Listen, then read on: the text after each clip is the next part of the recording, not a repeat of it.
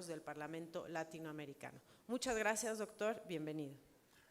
Muchísimas gracias, Mónica, por la presentación. Gracias al diputado Juan Ramiro Robledo, que me formuló también esta invitación, que agradezco mucho. Gracias al diputado, estaba aquí, Ignacio Mier, entiendo, me dio mucho gusto que estuviera aquí también con nosotros. Gracias, diputado Hamlet García. Gracias a todos y a todas. Y pues además de agradecer esta posibilidad, creo que debe estar más lejos esto, tantos años de manejar micrófonos y que esté a una distancia indebida. Vamos a ver si ahí está bien. Debo decir que es un tema muy sugerente, que tiene muchísimas aristas, como hemos podido verlo a lo largo de las intervenciones previas, y que entendí yo en un ángulo ligeramente distinto a lo que decía mi gran amigo y querido y apreciado académico Juan Ramón Cosío. Yo entendí que era más bien el análisis de fondo de la posibilidad en sí misma de la elección de los ministros. Porque claro, pasar por el proceso de una consulta popular quedaría sujeto a estas posibilidades de interpretación que, como él mismo lo indicaba, no estarían totalmente resueltas, podría quizá inclinarse en un sentido o en otro. Pero yo partiría más del análisis de fondo de carácter jurídico y politológico también. En una parte de su intervención, mi querida amiga María del Pilar, que la quiero mucho desde hace muchísimos años, hemos sido compañeros en el Instituto de Investigaciones Jurídicas, ella dijo algo que yo no compartiría, María del Pilar, en cuanto a que no ha habido visos de cuestionamiento de la manera como actúan los ministros de la Suprema Corte.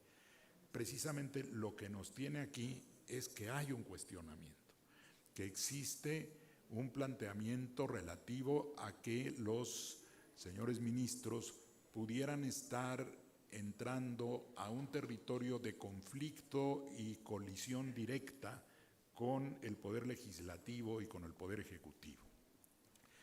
Y en primera instancia diría que lo que tendría que resolverse inicialmente, por alguna otra intervención que ha habido, es si se puede o no se puede cambiar la Constitución para introducir la elección directa de estos funcionarios judiciales. Desde mi punto de vista, la respuesta es sí, definitivamente, porque, como bien dijo María del Pilar, no hay cláusulas pétreas en nuestra Constitución, no hay ninguna regulación ni interna ni externa que impida que se modifique la manera como se designa a los ministros de la Suprema Corte, a los magistrados del Tribunal Electoral, etc.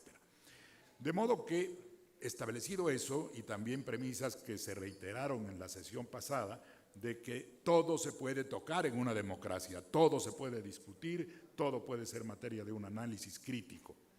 Ahora, ¿por qué surge esto? Es una pregunta adicional que creo que debemos responder, porque estamos presenciando este conflicto evidente entre los poderes de la República.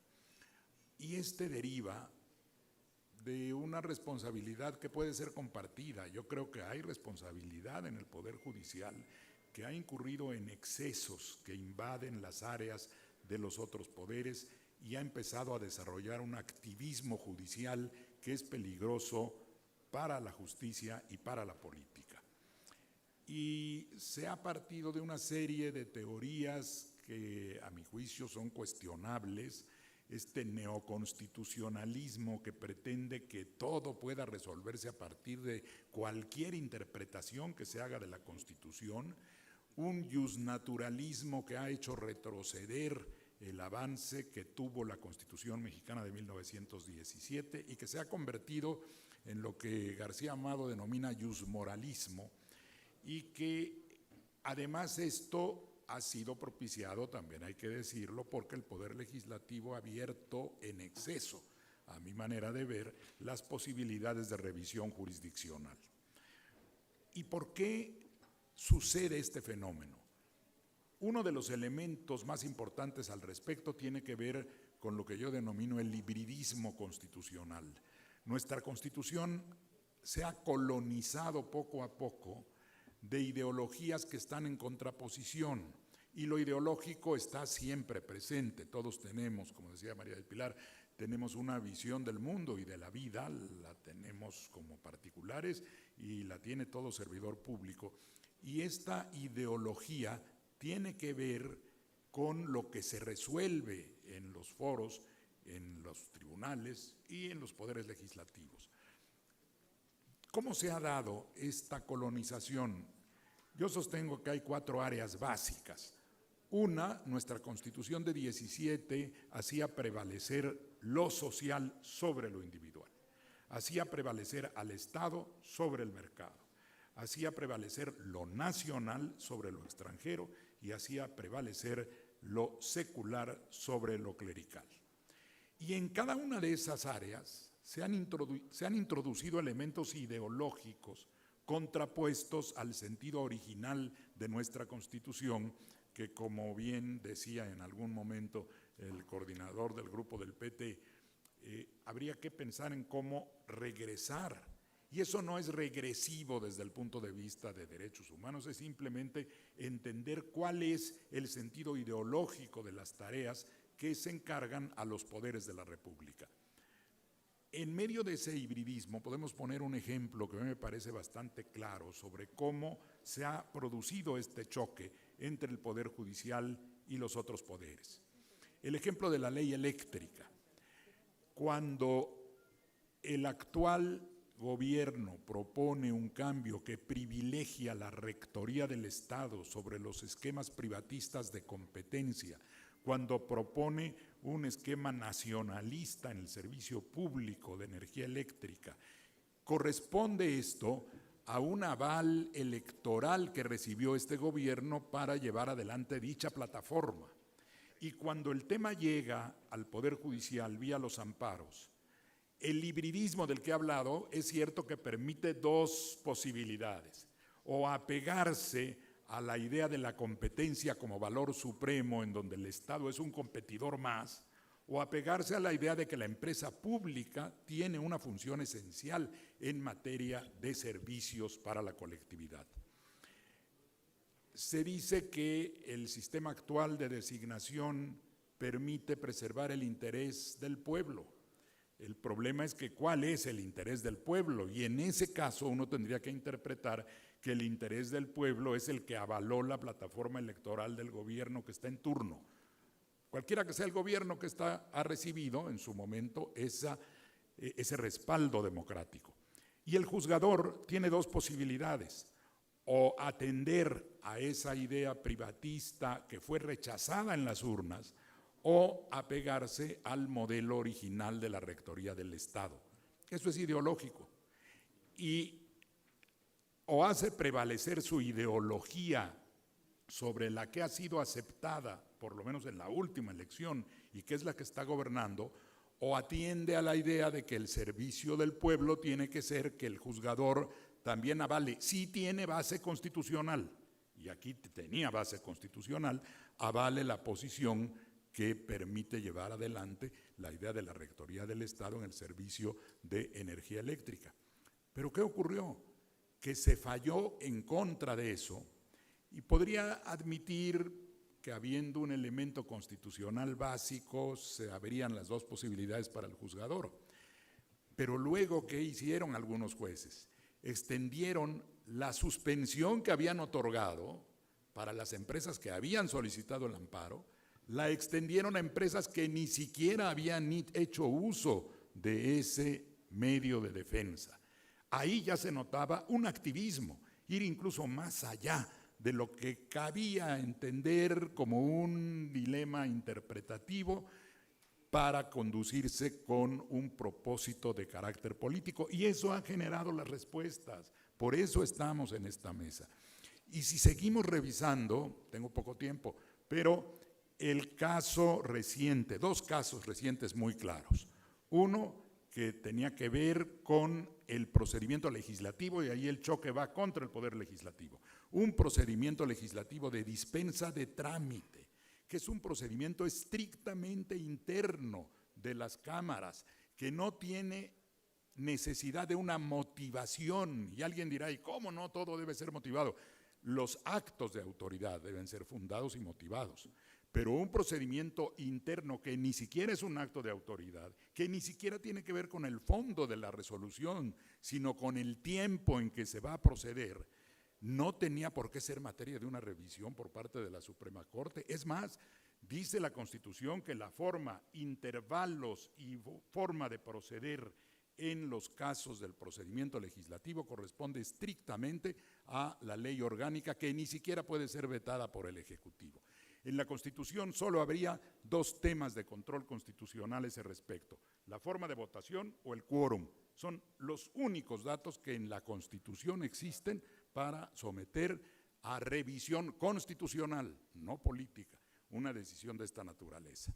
Y el otro tema, el caso del INAI, su controversia constitucional, que en todo caso tendría que haber surtido efecto solo sobre los temas del INAI, que son la transparencia y el acceso a la información pública. El acuerdo del Ejecutivo ni mencionaba los temas de transparencia. Que podía ocurrir que se diera un intento de reserva de la información, sí podía ocurrir, pero estaba sujeto a los procedimientos de control de la transparencia que no se tocaban en el acuerdo.